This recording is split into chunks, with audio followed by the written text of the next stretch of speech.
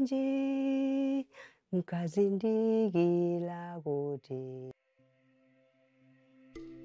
Ipinanganak ako sa Malawi noong 1962. Noong 2 taong gulang ako, nagkaroon ako ng sakit sa mata na ikinabulag ko.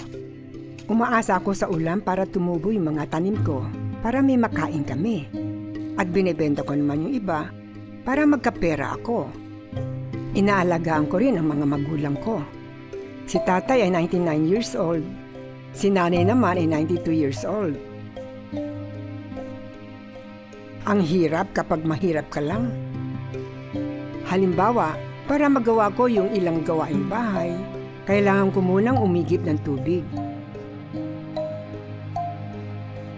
Pagkakain namin ng hapunan, saka kami nagbabasa. Nung bata pa ako, si tatay ang nangunguna sa family worship namin. At siya pa rin naman hanggang ngayon. Pero dahil lumalabo na mata niya, ako ang nagbabasa para sa kanila.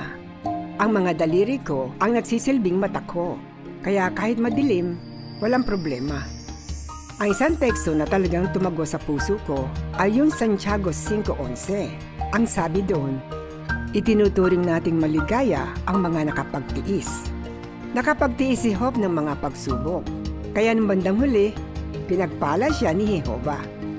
Sigurado ko na malapit nang kumilos si Jehova. Malapit na niyang tuparin ang pangako niya na pagpapalain niya kami at ibibigay ang lahat ng kailangan namin. Dahil doon, masaya akong nakapagtitiis.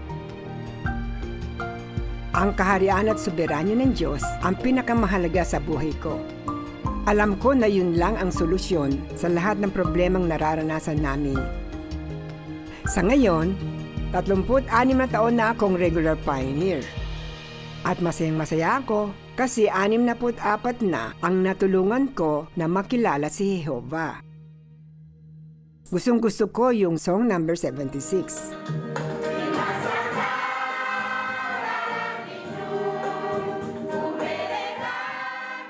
Mahirap lang ako, pero mayaman naman ako sa espiritual.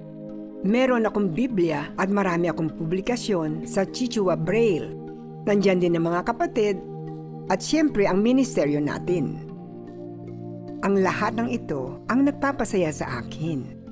Hindi kami nag-aalala kasi alam namin na ibibigay ni Jehova ang lahat ng kailangan namin para maging masaya. Kodi mamva bwanji mkazindikira kuti mwasonyeza dikama pophunzitsa ena.